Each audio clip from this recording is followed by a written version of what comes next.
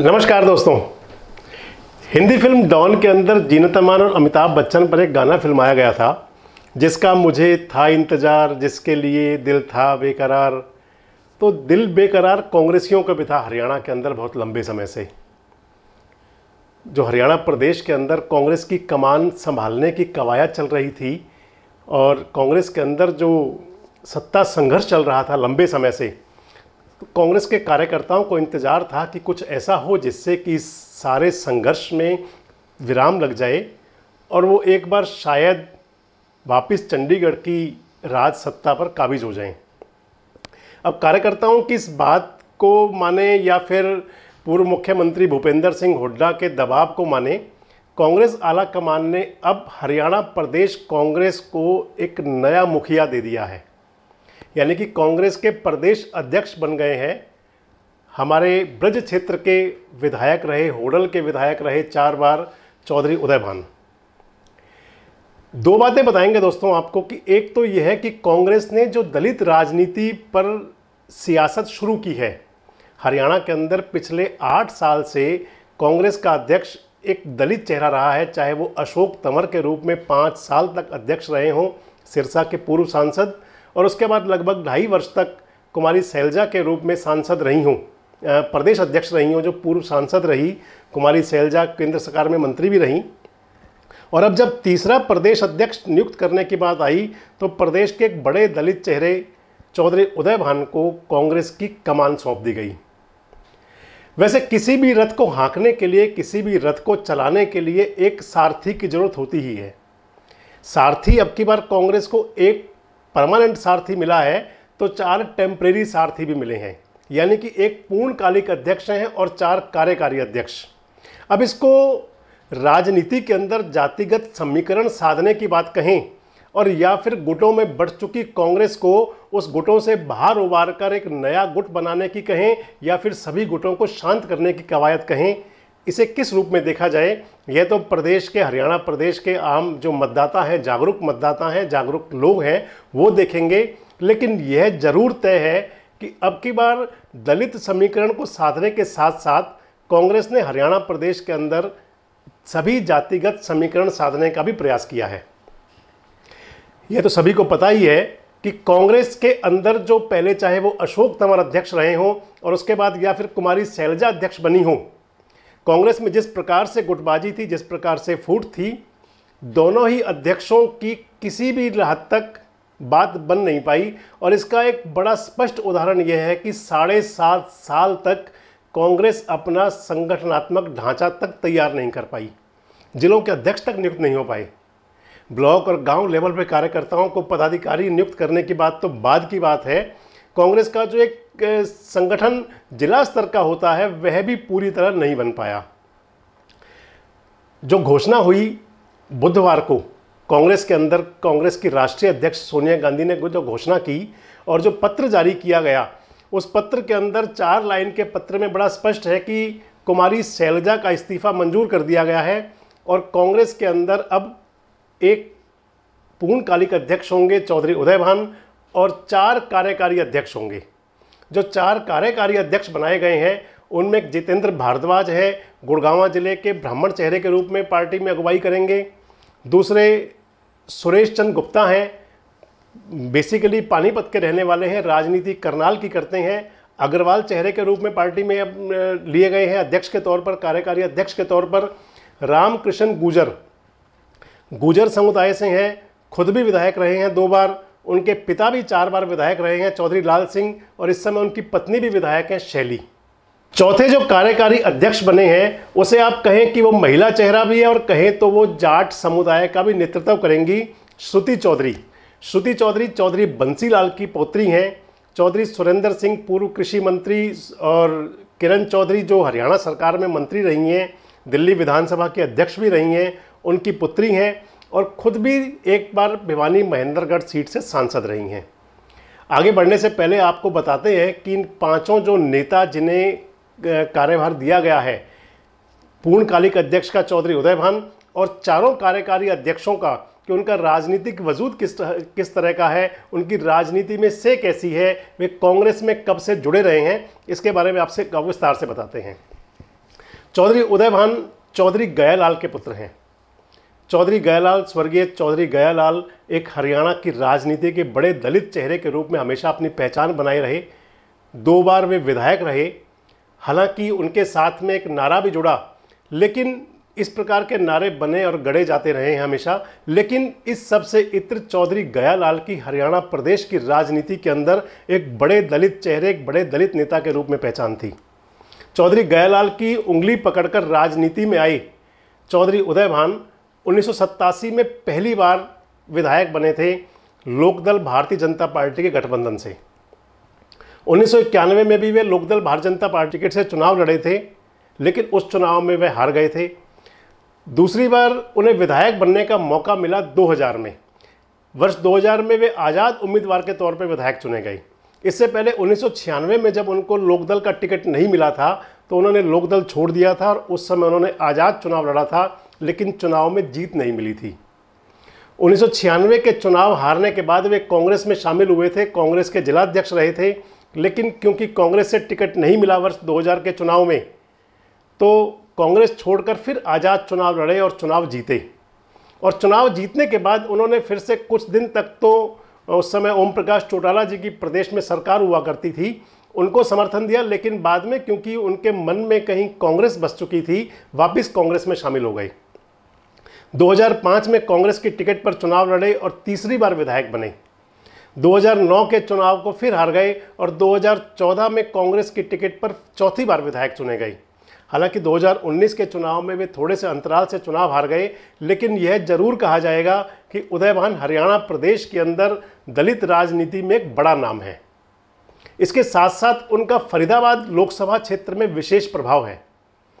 चौधरी उदयभान को प्रदेश कांग्रेस का अध्यक्ष बनाने के लिए जो कयावत चली, यानी कि जो गोटियां फिट की गई, अगर कहें तो उसके अंदर पहला पासा पलवल के पूर्व विधायक और पूर्व मंत्री करण सिंह दलाल ने डाला था, तो कोई अतिशयोक्ति नहीं होगी। क्योंकि कुमारी शैलजा को हटाया जाना था और भूपेंद्र सिंह हुड्डा खुद अध्यक्ष बनने के लिए एक तरह से बेताब थे, खुद बने, अपने पुत्र दीपेंद्र सिंह हुड्डा को बनाए। लेकिन क्योंकि एक दलित चेहरे को प्रदेश अध्यक्ष से हटाया जा रहा था, तो उसकी भरपाई करने के लिए कांग्रेस नेतृत्व की एक सोच थी कि किसी दलित नेता को ही टिकट दी जाए, अध्यक्षी दी जाए। करण सिंह दलाल ने जो गोटी चली थी एक दलित चेहरे की, वह चौधरी भूपेंद्र सिंह हुड्डा को बहुत नज़दीक लगी और उन्होंने, भूपेंद्र सिंह हुड्डा ने कांग्रेस अध्यक्ष से जो सिफारिश की वो यह की कि उदयभान को हरियाणा प्रदेश कांग्रेस का अध्यक्ष बना दिया जाए। लगभग 1 सप्ताह से यह बात चर्चाओं में थी, यह बात हवाओं में थी कि उदयभान प्रदेश कांग्रेस के अध्यक्ष बनेंगे, जिसकी घोषणा बुधवार को हो ही गई। अब आपको बताते हैं जो हरियाणा प्रदेश के अंदर जो 4 कार्यकारी अध्यक्ष बनाए गए हैं, उनका राजनीतिक वजूद क्या है, उनकी कांग्रेस के अंदर किस प्रकार की भूमिका रही है। सबसे पहले बात करते हैं रामकिशन गुर्जर की। रामकिशन गुर्जर के रूप में अगर कहें तो कांग्रेस नेतृत्व ने कांग्रेस के अंदर किसी गुर्जर नेता को लगभग 35 साल बाद एक बड़ी जिम्मेदारी दी है। 1987 के चुनाव में जब कांग्रेस की मात्र हरियाणा के अंदर 4 सीटें आई थी, उस समय चौधरी महेंद्र प्रताप हरियाणा प्रदेश कांग्रेस विधायक दल के नेता चुने गए थे। और उसके बाद से ऐसा हुआ है कि जब संगठन के अंदर किसी नेता को कांग्रेस के अध्यक्ष के रूप में जिम्मेदारी दी गई है, वे रामकिशन गुर्जर हैं। रामकिशन गुर्जर भी गुर्जर राजनीति के अंदर एक बड़ा नाम है। वे खुद 2 बार विधायक रहे हैं, 4 बार उनके पिता विधायक रहे हैं। जो रामकिशन गुर्जर भूपेंद्र सिंह हुड्डा की सरकार में संसदीय सचिव हुआ करते थे। एक हत्या के मामले में उन पर एक मामला चला और उनको 4 साल की उसमें सज़ा हुई थी। क्योंकि सज़ा होने के बाद में वे चुनाव नहीं लड़ सकते थे, इसलिए हालांकि सुप्रीम कोर्ट ने उस फैसले पर रोक लगाई हुई है, उन्हें वहाँ से राहत मिल गई थी। लेकिन उसके बाद में उन्होंने अपनी पत्नी शैली को राजनीति में आगे कर दिया और इस समय शैली चौधरी नारायणगढ़ से विधायक हैं। रामकिशन गुर्जर के बारे में कहें तो वे हरियाणा प्रदेश में जो फरीदाबाद के सांसद रहे हैं अवतार सिंह भड़ाना, और उनके भाई जो कई बार विधायक रहे, 2 बार हरियाणा से और 1 बार विधायक रहे उत्तर प्रदेश से, करतार सिंह भड़ाना, यानी कि अवतार और करतार बंधुओं के जो भाई थे संताराम भड़ाना, उनके दामाद हैं रामकिशन गुर्जर। रामकिशन गुर्जर की एक और पहचान ये भी है कि वे जो केंद्रीय राज्य मंत्री हैं, फरीदाबाद के वर्तमान सांसद हैं कृष्णपाल गुर्जर। कृष्णपाल गुर्जर के वे समधी भी हैं। अभी 2 वर्ष पूर्व ही कृष्णपाल गुर्जर के भतीजे का रामकृष्ण गुर्जर की बेटी से विवाह हुआ था। तो माने तो रामकृष्ण गुर्जर हरियाणा प्रदेश की राजनीति के अंदर एक जाना पहचाना नाम है और कोई अतिशयोक्ति नहीं है कि वे गुर्जर समाज के अंदर कांग्रेस की विचारधारा को कुछ आगे ले जा सकते हैं। कांग्रेस ने जिन नेता को दूसरा कार्यकारी अध्यक्ष बनाया वे हैं जितेंद्र भारद्वाज। जितेंद्र भारद्वाज कांग्रेस में ब्लॉक के अध्यक्ष रहे हैं, कांग्रेस के प्रदेश प्रवक्ता रहे हैं। उनकी बड़ी पहचान ये है कि वे गांधी परिवार में बहुत नज़दीकी तक जाते हैं, सोनिया गांधी के बहुत नज़दीक समझे जाते हैं। इसके साथ साथ ही वे भूपेंद्र सिंह हुड्डा व दीपेंद्र हुड्डा के भी बहुत नज़दीक समझे जाते हैं। उन्हें कांग्रेस का भामाशाह भी कहा जाता रहा है, क्योंकि जो कांग्रेस की प्रचार कमेटी कैंपेनिंग के अंदर जो भी कार्य हुआ करता था वे जितेंद्र भारद्वाज ही संभाला करते थे।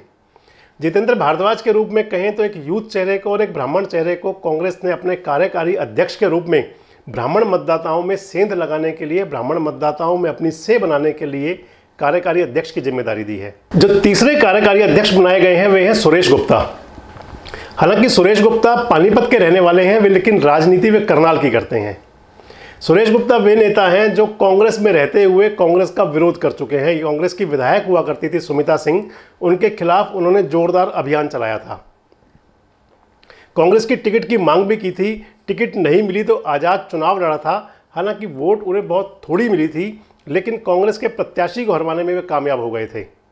रणदीप सिंह सुरजेवाला के नज़दीकी माने जाते हैं और पिछले समय काफ़ी समय से माने तो 7 साल से वे कांग्रेस में बने हुए हैं। और अगर यह कहें कि केवल सुमिता सिंह के साथ जो उनकी राजनीतिक लड़ाई थी, इसके अलावा उनकी कांग्रेस के अंदर बढ़िया पकड़ है और कांग्रेस में वे अपनी अच्छी पकड़ रखते हैं। रणदीप सिंह सुरजेवाला के नज़दीकी हैं। जो चौथी अध्यक्ष बनाई गई हैं, कार्यकारी अध्यक्ष की जिम्मेदारी मिली है, वे महिला चेहरे के रूप में श्रुति चौधरी हैं। श्रुति चौधरी 2009 के लोकसभा चुनाव में भिवानी महेंद्रगढ़ से सांसद रही थी। श्रुति चौधरी ने उस चुनाव में अजय सिंह चौटाला को चुनाव हराया था। श्रुति चौधरी की एक पहचान ये है कि वे चौधरी बंसीलाल की पोत्री हैं। दूसरी पहचान ये है कि वे चौधरी सुरेंद्र सिंह और श्रीमती किरण चौधरी की पुत्री हैं। यूथ चेहरा है, हालांकि वे दोबारा चुनाव नहीं जीत पाई, लेकिन कांग्रेस के अंदर जो अगर महिला राजनीति की बात की जाए तो उसके सिंबल के तौर पर उनको पार्टी में शामिल किया गया है। हालांकि किरण चौधरी भी सीएलपी लीडरशिप के लिए और कांग्रेस प्रदेश अध्यक्ष की दावेदारी में शामिल थी, लेकिन क्योंकि भूपेंद्र सिंह हुड्डा गुट को कांग्रेस ने वरीयता दी है और इसके साथ साथ जो कार्यकारी अध्यक्ष बनाए गए हैं उनके अंदर समीकरण साधने का प्रयास किया गया है, उस समीकरण के तहत श्रुति चौधरी को कांग्रेस का कार्यकारी अध्यक्ष चुना गया है। अब माने तो कांग्रेस आलाकमान ने इस जो नियुक्तियां की हैं अध्यक्षों की, इसके अंदर 4 गुटों को साधा है। भूपेंद्र सिंह हुड्डा गुट से उदयभान अध्यक्ष चुने गए हैं, कुमारी शैलजा गुट से रामकृष्ण गुर्जर चुने गए हैं, सुरजेवाला के गुट से सुरेश गुप्ता चुने गए हैं और अगर कहें तो किरण चौधरी गुट से श्रुति चौधरी चुनी गई हैं। जितेंद्र भारद्वाज जहां हुड्डा के नज़दीक भी हैं, वहीं वे कांग्रेस आलाकमान की पसंद भी हो सकते हैं। अब आने वाला समय यह बताएगा कि कांग्रेस ने जो नियुक्तियां की हैं, जो कांग्रेस के रथ को चंडीगढ़ तक पहुंचाने के लिए 5 सारथी नियुक्त किए हैं, ये किस प्रकार से कांग्रेस के रथ के उन घोड़ों की लगाम को खींचते हैं कि कांग्रेस का रथ चंडीगढ़ की राज सत्ता पर जाकर पहुंचे। यह तो समय के गर्भ में है, लेकिन एक बात जरूर हुई है कि कांग्रेस के अंदर जो पिछले लंबे समय से सत्ता संघर्ष चल रहा था, लगता है कि इसके बाद वो शांत हो जाएगा। दोस्तों, आने वाले समय में भी प्रदेश की और देश की राजनीतिक गतिविधियों पर हम आपसे चर्चा करते रहेंगे। देखते रहिए देश रोजाना। नमस्कार, धन्यवाद। हमारे साथ जुड़े रहने के लिए देखते रहिए देश रोजाना का YouTube चैनल सब्सक्राइब कीजिए। साथ ही देश रोजाना की खबरें सबसे पहले देखने के लिए प्रेस कीजिए बेल आइकन।